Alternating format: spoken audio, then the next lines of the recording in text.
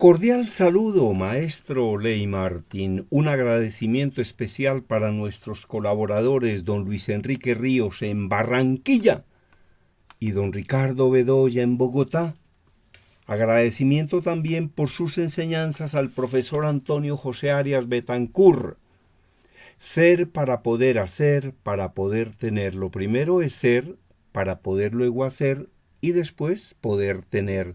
Son los pasos definitivos del éxito. La manera más sencilla de aprender es enseñando. La mejor manera de aprender es enseñando. Esto lo dice Covey. Leyendo diferentes artículos y compartiendo con los oyentes cosas que por lo menos tengan como un enfoque, que no sea un enfoque trágico, porque pues, como decía un amigo mío, hay que defender la vida, que la muerte se defiende sola. Entonces, sí, son cosas novedosas, cosas que están ocurriendo en el mundo, pero con un enfoque distinto, porque el enfoque puramente noticioso, cuántos infectados van, cuántos muertos van, qué está ocurriendo, eso lo dan las noticias permanentemente y ya se han escuchado. Pero hay algunos otros enfoques que son interesantes y que es bueno compartirlos para que los oyentes de esta columna estén enterados con información sobre la pandemia, pero desde diferentes enfoques.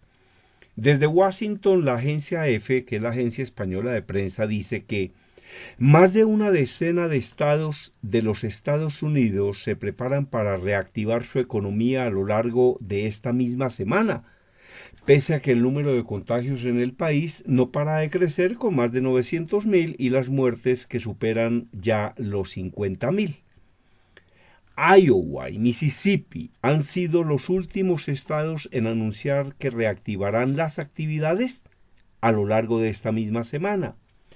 En el caso de Iowa, con cerca de 4.500 contagios confirmados de COVID-19 a la fecha de hoy, los mercados de agricultores abrirán hoy lunes, mientras que se permitirá a los hospitales llevar a cabo operaciones quirúrgicas no esenciales bajo ciertas condiciones.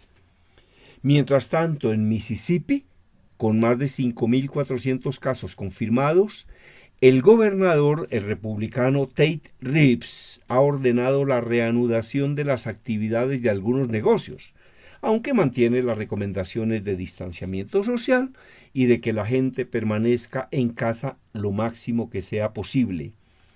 Pues sí, es decir, se reabren los comercios, pero se recomienda siga usando el tapabocas, guarde la distancia prudencial, pero tenemos que abrir porque este país se está reventando, se está quebrando y al final terminará en lo que ya han dicho muchos especialistas, ¿no?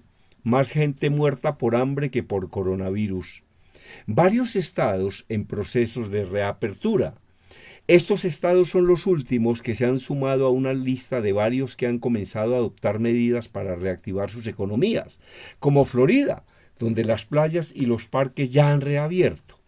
Minnesota, donde algunas tiendas de ocio y de deporte pueden abrir sus puertas, y Carolina del Sur y Georgia, que prácticamente han levantado las restricciones a las actividades económicas. También a partir de hoy lunes, Tennessee permitirá que los restaurantes vuelvan a ofrecer servicios en sus locales y que algunos comercios regresen a la actividad siempre y cuando su capacidad no llegue a la mitad de su máximo. Que lo llenen hasta la mitad es lo que recomiendan las autoridades, pero a la gente ya le están diciendo, oiga, abran ya los restaurantes. Entre tanto, durante este fin de semana, la policía está pidiendo a residentes del áreas del sur de California que eviten la tentación de ir a la playa con la llegada de las altas temperaturas. El diario The Washington Post indicó que las playas de los condados de Los Ángeles y San Diego en ese estado permanecen cerradas, pero las de los condados de Ventura y Orange están ya reabiertas al público y las de San Diego lo harán hoy lunes. Las limitaciones no han impedido que la gente haya acudido a playas, como la de Newport en California, que el viernes acogió a 40,000 personas por la ola de calor que azota la zona, según el canal Fox 11. Óigame, el viernes 40,000 personas salieron a las playas de Newport en California. Los estados están empezando a reabrir. Pese a que la pandemia de COVID-19 avanza en Estados Unidos, el país del mundo más afectado por la pandemia en términos absolutos, donde, según los últimos datos de la Universidad Johns Hopkins, hay 52,782 fallecidos y 924,576 casos detectados. La crisis sanitaria está ocasionando un grave deterioro de la economía. Y la Oficina de Presupuesto del Congreso de los Estados Unidos, CBO en inglés, proyectó el viernes que el déficit fiscal del país se triplicará hasta los 3,7 billones de dólares. 3,7 billones significa casi 4 millones de dólares, mientras que el desempleo alcanzará el 16% debido a la crisis del COVID-19 originado en China. Según CBO, el órgano no partidista del Congreso, el déficit al término del año fiscal 2020 será de 3,7 billones. 3,7 millones de millones, mientras que en el 2021 bajará a 2,1 billones, es decir, 2 millones de millones. Antes de la crisis del coronavirus, el índice de desempleo era del 3,8%, considerado prácticamente plena ocupación. Sin embargo, en las últimas 5 semanas se han destruido cerca de 27 millones de empleos debidos al parón económico. Óigame, en 5 semanas se perdieron en los Estados Unidos 27 millones de empleos. Terrible, terrible esta situación. Por otra parte, hay una información de Bogotá, y es que Claudia López, la alcaldesa, pide que plataformas tipo Uber funcionen en Bogotá. En una carta dirigida a la ministra del Transporte, Ángela María Orozco, la alcaldesa solicitó al gobierno la posibilidad de facilitar el uso de esquemas de movilidad compartida para descongestionar los sistemas de transporte masivo. La reapertura económica que ha planteado el gobierno nacional para hoy lunes 27 de abril ha puesto a los alcaldes a correr en tomar las mejores medidas para que los ciudadanos que necesiten transportarse lo hagan de una manera segura. Óigame, solo en Bogotá, se estima que hay 80,000 vehículos particulares afiliados a las plataformas de movilidad, tipo Uber, tipo Bit, tipo Cabify. Esto significa que son 80,000 familias que viven de su carro particular. Lo que va a ocurrir en Colombia es que se va a disparar el desempleo, se van a perder muchos puestos de trabajo y van a salir las personas que tenían un trabajo, esos ingenieros, arquitectos, ingenieros de sistemas, etcétera, etcétera, y van a comenzar a buscar un trabajo que no van a encontrar. Y lo más seguro es que lo único que les queda es un carro particular para poder trabajar. ¿Y será que salen a trabajar por gusto? Porque dicen, ¡ay, qué felicidad salir a trabajar con una plataforma en mi carro particular! No. Van a salir a trabajar para evitar que ellos aguanten hambre. Pero para evitar una cosa que es muchísimo más complicada, que sus hijos aguanten hambre y que aguante hambre su esposa. Y la esposa revolar en cuadro porque aquí hay que enfocarse en la solución y no en el problema. Continúa la información. En ese sentido, Claudia López, alcaldesa de Bogotá, ha sido una de las más destacadas, pues ha sido enfática en que los servicios de transporte público como Transmilenio y el Sistema Integrado de Transporte Público, SIP, deberán operar cerca del límite de su capacidad en algunas zonas de la ciudad. Ella dice que el Transmilenio, por ejemplo, se va a ocupar únicamente al 35%, ¿no? Para ese distanciamiento social que de todas maneras sigue siendo muy útil. Y lo más importante, el uso del tapabocas. Y esas personas, hombre, que estornudan o tosen y se ponen la mano en las narices y en la boca, por favor. en el antebrazo, hombre, sobre el saco estornude, sea que haya pandemia o que no la haya. Esas personas que se suenan con los dedos soplándose las narices, esas personas que viven sacándose los mocos, por favor. Incluso esa manera como los jugadores profesionales de fútbol se limpian las narices, qué cosa, eso produce asco. Y en estos momentos, pues imagínense, esas personas que escupen por la calle, por favor, por favor. En España es peor porque en Madrid hay bares donde las personas se limpian la boca con la servilleta y la botan al piso. Y además fuman y escupen en el piso dentro de los establecimientos donde se vende comida. Ocurre así, ¿no? Continúa la información. Esto pone en aprietos a cientos de miles de ciudadanos que contarán con el permiso para laborar desde esta semana y que recurren al transporte público para movilizarse.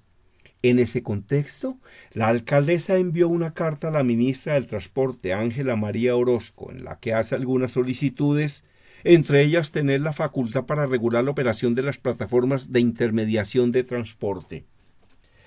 En la misiva, la alcaldesa asegura que desde la administración distrital están buscando diversas alternativas para garantizar la movilidad de los ciudadanos en las próximas semanas. Entre ellas destaca la reconfiguración de rutas, la modificación de horarios, la promoción de servicios de micromovilidad como la red peatonal y de bicicletas y la flexibilización de restricciones de circulación al transporte público individual y a vehículos particulares, entre otros.